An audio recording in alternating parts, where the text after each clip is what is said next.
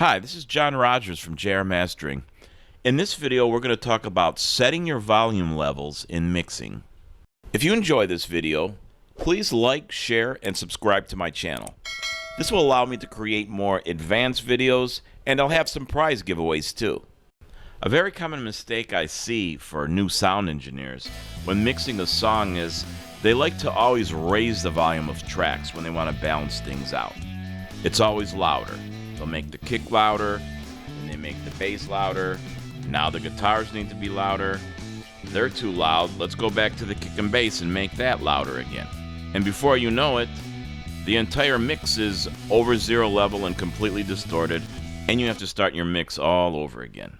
When you start a mix, you have to start with something, and most engineers, including myself, we like to start with the kick, the bass, get the kick-bass relationship. Maybe we'll throw the snare in there. I throw the snare in next.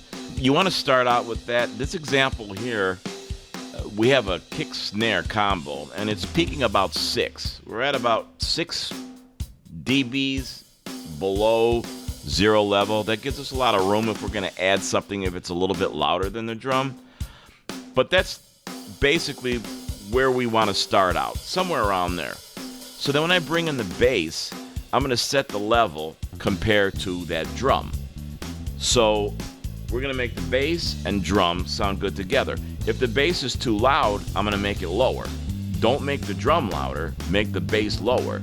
And then as I add all these instruments, it's in relation to these tracks, the volume of those.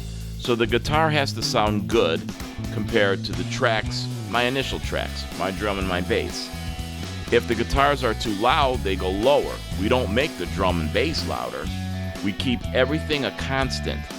And if you mix your songs this way, you'll have a much easier time keeping your volume levels in check.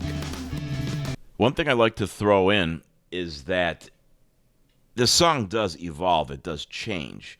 Your volume reference overall changes with the song as you keep adding instruments. I'm not going to say that you never make the drum louder, but once you have 75% of your mix together, then you've got that whole bass. That's your reference. And then you add according to what you have in the mix. Then maybe you'll go in and say, you know what? I like this whole mix. Let me make this drum a little louder. But that's when you're sure that's what you'd want to do. You don't make the drum a little louder, and the guitar's a little louder, and the drum again, and the guitars again, and then you're back to going over level, and you have to start over again. But like I said, your reference point does grow as you add instruments to the mix, as you add elements to the mix.